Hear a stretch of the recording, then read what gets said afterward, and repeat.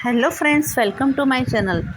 तो इस बार ये महीने में मैं दूसरी बार अहमदाबाद जा रही हूँ। पहली बार मैं मेरी मम्मी की तबीयत अच्छी नहीं थी। आप लोग ने वो आगे को वीडियो जो मैंने भेजा है वो देख लिया होगा। और इस बार मैं जा रही हूँ, रक्षाबंधन है इसलिए मैं जा रही हूँ।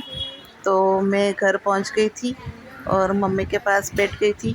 और ये दूसरे दिन हम संडे था, तो संडे के दिन हम लोग ने सत्यनारायण भगवान की कथा रखी थी। सुबह सुबह में सुबह 9 बजे का टाइम था और महाराज भी आ गए थे। और यहाँ पर देखिए उन्होंने सब विधि चालू कर दिया था, पूजन विधि। और अभी तो इतने कोई आए नहीं थी क्योंकि घर घर के मेंबर्स थे सब।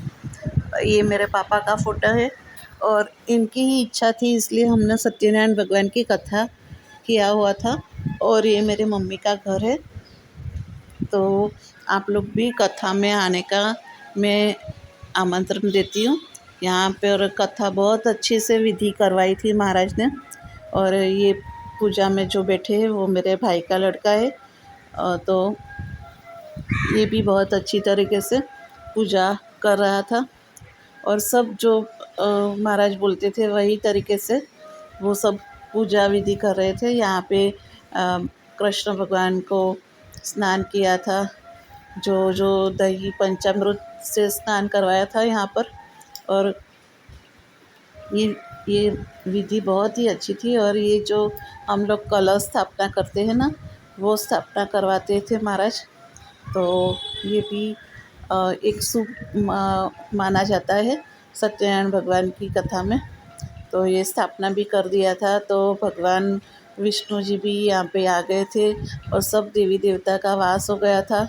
ये पूजा करवाई थी इसलिए कि घर में शांति हो। और ये सत्यनारायण भगवान की कथा करते तो बहुत ही मन में शांति हो जाती है, घर में शांति हो जाती है। और कथा हम लोग चलो बाहर से नहीं करवाते तो कोई बात नहीं, घर में एक बार तो महीने में एक बार जैसे पूनम आती है, 11 आती है, तब करवाते हैं कथा। तो बहुत शुभ माना जाता है।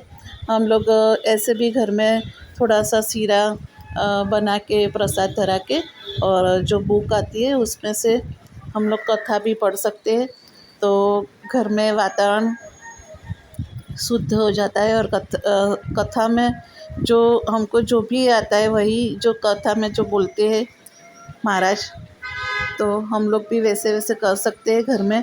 और कृष्ण भगवान का जो हमारे पास बाल कृष्ण का जो मूर्ति रहता है उसमें स्नान करा के तुलसी भी चढ़ा सकते हैं।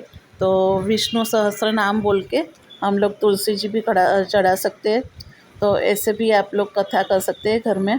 तो यहाँ पर हमने भी ये बाल कृष्ण का स्वरूप है हमारे पास, उसको पंचामृत स्नान करवा दिया था। और ये स्नान कराते ही शुद्ध हो गए थे और पवित्र हो गए थे। और फिर हमने भी ये सत्यनारायण भगवान की कथा में विष्णु सहस्त्र नाम से तुलसी भी चढ़ाया था। तो सब लोग इसमें भाग ले रहे थे। तो आप भी मन में विष्णु सहस्त्र नाम बोल दीजिए और आप भी कथा का पार्ट्स बन सकते हैं। और कमेंट्स में भी लिख सकते हैं ओम नमो भगवते वासुदेवाय, बस इतना ही बोल दीजिए।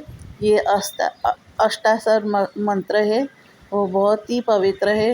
ये देखिए इस तरह से हम लोग कथा का आनंद ले रहे थे। और ये तुलसी जी भी पधरा रहे थे कृष्ण भगवान के ऊपर।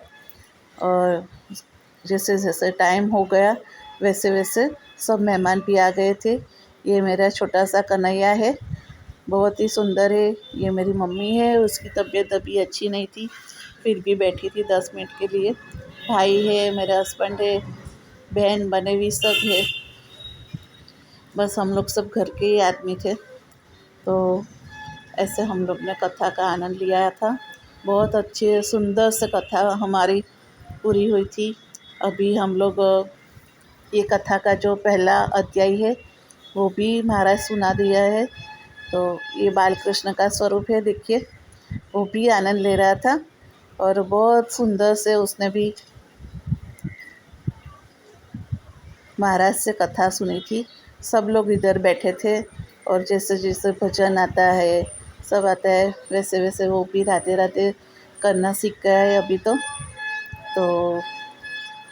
हमको तो ये बहुत पसंद है।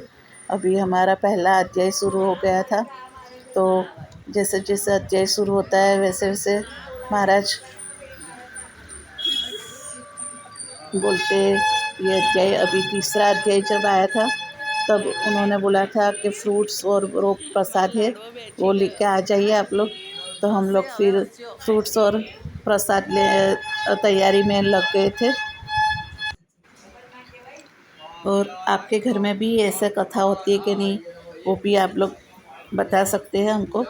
और कथा तो एक बार करनी चाहिए, और ये कथा करने से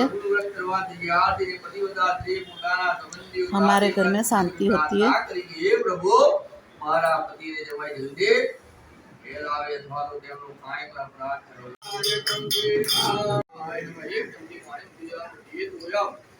समर्पयामि हरि भगवान प्रेम समर्पयामि सर्वज्ञादि नमस्कारान् समर्पयामि भगवान नमो बुद्धाय सहस्रमूर्तये सहस्रपादाय सहस्रभावे सहस्रनामने गुरुदाय शाश्वते सहस्रकोटे युक्तानिने नमः बोलो सत्यनारायण देव की जय। द्वारिका